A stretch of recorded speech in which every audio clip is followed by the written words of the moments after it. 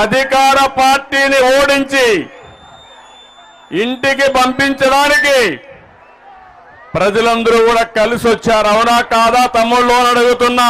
అంతేకాదు జగన్ రెడ్డి ఇదిగో చూడు పరుచూరు పౌరుషం, నీ పని నీ పార్టీ పని ఫినిష్,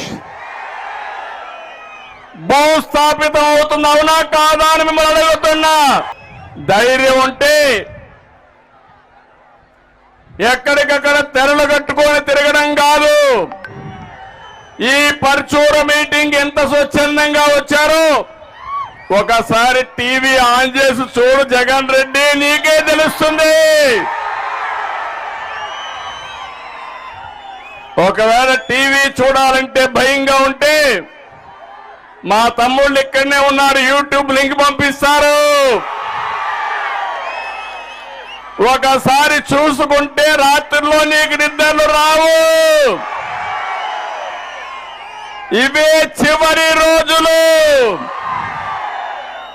నీ డబ్బు సంచులు, నీ దౌర్జన్యాలు, నీ అధికార దుర్వినియోగం, అక్రమ కేసులు ఆపతాయా తమ్ముళ్ళు, ఆపతాయా చెల్లెమ్మలు అడుగుతున్నా. ఆపలేవని గట్టిగా చప్పట్లు కూడా చెప్పండి. ప్రజల్లో నీ పాలనపై కసి కనిపిస్తా ఉంది, తిరుగుబాటు కనిపిస్తా ఉంది. పోలీసులు పరా హుషారుగా ఉండండి. మీరు పోయే ప్రభుత్వాన్ని మోస్తే మునిగిపోయేది మీరే, మనమే మునిగిపోతామనా కాదా అడుగుతున్నా. చట్టాన్ని గౌరవించండి. కాకి దుస్తులు వేసుకున్న మీరు మళ్ళీ ప్రజల మన్నలు పొందడానికి పనిచేయమని మమ్మల్ని, ఆడబిడ్డల్ని, పోలీసులు ఒకసారి కోరుకుంటున్నా.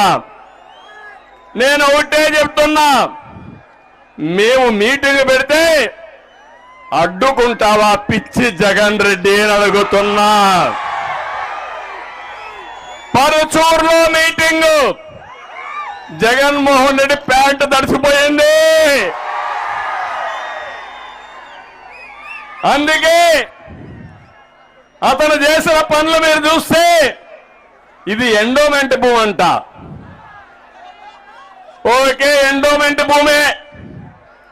ఒక రైతు స్వచ్ఛందంగా నేను ఈ పార్టీ కోసం, మీటింగ్ కోసం నేను ఈ భూమి ఇస్తున్నానని ఇచ్చాడు. అతనిని మనస్ఫూర్తిగా అభినందిస్తున్న. ధైర్యానికి శభాష్. గట్టిగా చప్పట్లు కూడా చెప్పండి, అభినందించండి. అదే తిరుగుబాటు. ఆ తమ్ముడు భూమి ఇస్తే జగన్మోహన్ రెడ్డి ఫోన్ చేసి నోటీస్ ఇమ్మంటాడు. పోలీసులు ఎందుకు నోటీస్ ఇచ్చారో చూడకుండా ఎస్పీ కూడా ఇక్కడికి పంపించి మీటింగ్ జరగడానికి వీలు లేదంటారా మీరు? అది అసలు రంగు వదులుతుంది. అదే సమయంలో మీరు చూస్తే మన నాయకత్వం ఒకటే చెప్పారు, మేము చట్ట ప్రకారం పోతున్నాం, దిక్కున్నది ఎక్కడ చెప్పుకోమని మన నాయకులు చెప్పారు. దిగి వచ్చారు పోలీసులు. పక్కనే ఆర్టీసీ భూమి ఉంది, అక్కడంతా కూడా బుషెస్ అన్ని ఉన్నాయి, చెట్లుంటే నేను ఎన్ఎస్జీ ప్రొటెక్టివ్ని, అలాంటి చెట్లు క్లియర్ చేయాల్సిన బాధ్యత ఈ పోలీసుల పైన ఉంది. మన నాయకులు ఆ చెట్టులు క్లియర్ చేసి దానిపైన తప్పుడు కేసులు మన వాళ్ళ పైన పెడతారు. ఒకటే చెప్తున్నా, కౌంట్ డౌన్ ప్రారంభమైంది. ఎన్ని రోజులు తమ్ముళ్ళు మిమ్మల్ని అడుగుతున్నా? 52 రోజులు.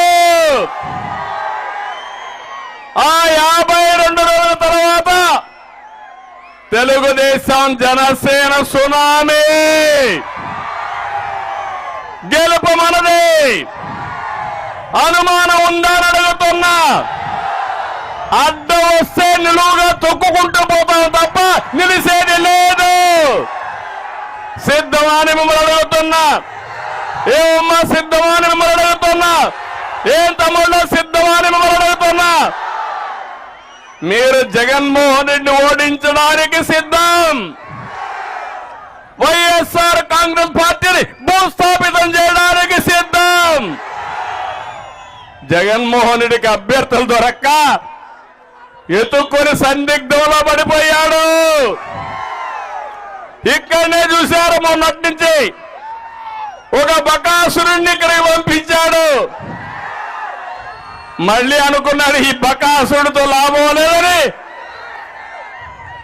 ఇంకొక ఆయన పంపించే పరిస్థితికి వచ్చారు. మీరెవరు వచ్చినా ఒకటే చెప్తున్నా, గెలుపు రాసి పెట్టండి. కాసుకో జగన్మోహన్ రెడ్డి, నీ పులివెందల కూడా వై నాట్ పులివెందల. అవునా కాదా అని అడుగుతున్నా. చిల్లర రాజకీయాలు మానుకో, గౌరవప్రదమైన రాజకీయం చేయి. నేను కూడా నీ మారిగా ఆలోచించుంటే నువ్వు మీ ఇంట్లో నుంచి బయట వచ్చేవాడు అని అడుగుతున్నా. నా రాజకీయాల ముందర నువ్వు ఒక బచ్చా. అవునా కాదా? వీళ్ళ నాన్నే భయపడ్డాడు.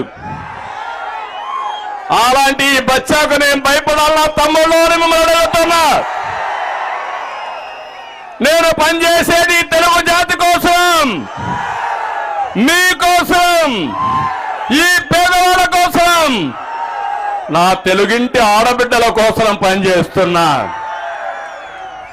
నన్ను పని చేయకుండా చేయడం నిన్ను పుట్టించిన వాడి వల్ల కూడా చేత కాదని మరొకసారి హెచ్చరిస్తున్నా. అందుకని నేను ఒకటే మిమ్మల్ని అందరినీ కోరుతున్నా, రాజకీయాల్ని కలుషితం చేసిన వ్యక్తి ఎవరు ఎవరు ఎవరు అలాంటి వ్యక్తిని ఓడించాలన్నా లేదా అని మిమ్మల్ని అడుగుతున్నా. ఓడిస్తామని ఒక సంకల్పం చేయండి. గట్టిగా చెప్పండి, కూడా చెప్పండి. సంకల్పం చేయండి. తమ్ముళ్ళు, ఆడబిడ్డలు గుర్తుపెట్టుకోవాలి. నేను ఇక్కడ పర్చూరులోకి వచ్చింది రా కదిలిరా అంటే నా కోసరమో జనసేన కోసరమో తెలుగుదేశం కోసరం కాదు, మీ అందరి భవిష్యత్తు కోసరం, మీ పిల్లల భవిష్యత్తు కోసరం, ఈ ఆడబిడ్డల భవిష్యత్తు కోసం నేను ఈరోజు ఈ కార్యక్రమానికి శ్రీకారం చుట్టాను. అయితే నా జీవితంలో చాలా సార్లు వచ్చాను కానీ ఈ రోజు మీ స్పందన చూస్తా ఉంటే ఎన్నికల ముందే ఖాయమైపోయింది గెలుపు. అయితే టెక్నికల్ గా ఎన్నికలు జరగాలి కాబట్టి ఎన్నికలు జరుగుతాయి.